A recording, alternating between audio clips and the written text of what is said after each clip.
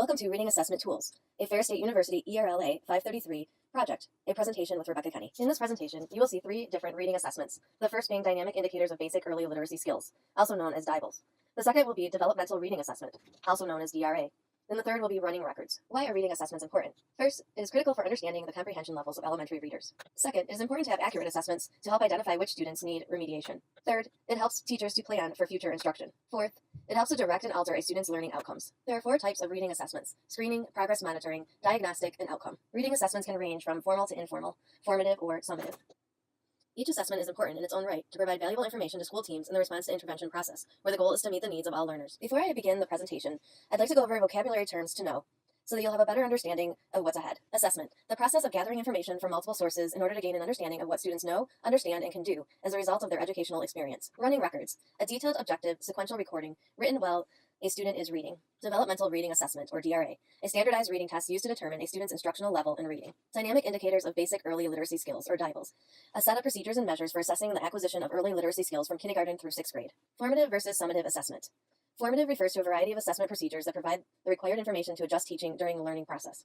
Summative is defined as a standard for evaluating learning of students. Screening: an assessment used to determine which students are at risk for reading difficulties. Progress monitoring: an assessment used to determine if a student is making progress during an intervention period. Diagnostic: an assessment used to provide the teacher with more in-depth information regarding the student's skills in a particular area of reading. Outcome: an assessment used to provide an evaluation of the overall effectiveness of a school's reading curriculum and implementation of the curriculum.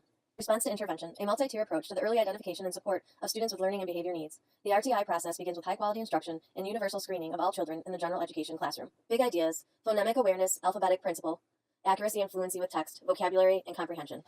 Phonemic awareness: the ability to hear and manipulate the sounds in spoken words, and the understanding that spoken words and syllables are made up of sequences of speech sounds. Phonemic awareness is auditory and does not involve letters or groups of letters in an alphabetic writing system like phonics. Fluency in oral reading includes additional dimensions involving the quality of oral reading, including intonation and expression. Benchmark goals: to set a goal in the first place, educators need to know where students stand. Benchmarking is the process of setting a baseline or standard, so educators can measure a student's performance over time, find areas for improvement, and set goals. Developmental reading continuum explains how students progress as readers. These stages are based on the student's experience and not their age or grade level. The following points are common threads I've identified between the three assessments. Accurate assessment is necessary to identify students who need help. Assessment should be taken as a whole. It is important to evaluate student performance with snapshots over time. Teachers should allow interventions to direct and alter future learning. These assessments allow teachers to gather information without being a burden on instructional time. They help the teacher to choose the appropriate books and reading levels for each student. And they allow the teacher to see progress over time, to intervene when necessary, and communicate progress to parents. Dynamic Indicators of Basic Early Literacy. These are measures that help teachers and schools determine how students are performing on important reading skills. It was developed in the 1970s through the 80s to be an economical and efficient indicator of students' progress toward a long-term goal.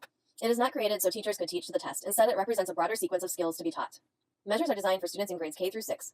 DIBELS looks at critical skills of beginning reading and what is referred to as the big ideas of reading: phonemic awareness, phonics, fluency, vocabulary, and comprehension. These research-based measures are linked to one another and predictive of later reading proficiency. The measures are also consistent with many of the Common Core state standards in reading, especially the foundational skills. Benchmark testing is a process of screening all students on essential skills, predictive of later reading performance. Students are typically measured in the fall, winter, and spring as a school-wide initiative. Benchmark tests take about 2 to 6 minutes. Benchmark testing is one part of a comprehensive assessment system that includes universal screening, progress monitoring, summative assessments, and other formal and informal assessments, all designed to get the critical information needed to make informed instructional decisions. It is a foundational link between assessment, instruction, and goal setting. The benchmark goals represent a level of performance for all students to reach in order to be considered on track for becoming a successful reader. Benchmark goals for each measure and time period were established using a minimum cut point, which favored a student with a score at or above the benchmark goal, at having a higher chance of achieving future goals with a probability of needing additional support being low. DIBELS also includes cutoff scores. Students with scores at or below these cutoff points are unlikely to meet subsequent early literacy goals unless additional instructional support is provided. Teachers should use additional information that they have about their students, as well as a pattern of performance across all of the DIBELS measures, to plan support for their students. DIBELS progress monitoring are not in-depth measures, but rather like a quick temperature reading. Teachers measure how a student is progressing on a particular early reading skill in about 1 to 2 minutes. Students may take tests once or twice a week, depending on the needs. The teacher measures progress regularly using probes. Each probe samples the entire range of skills that the student must learn by the end of the year, rather than just the particular skills a teacher may be teaching that week or month. The teacher graphs a trajectory line between the student's initial level of performance on specific skills and the year-end goal. The student plots the level of performance as each probe is administered. The teacher can adjust instruction to improve student learning once noting a pattern. If a student's performance falls below the line, the teacher may use more intense instruction in small groups or one-on-one, reteach the materials, provide additional opportunities for the student to practice certain skills. Dibbles allows teachers to gather information from students without being a burden on instructional time. By reviewing Dibbles results, teachers can plan more properly for instruction.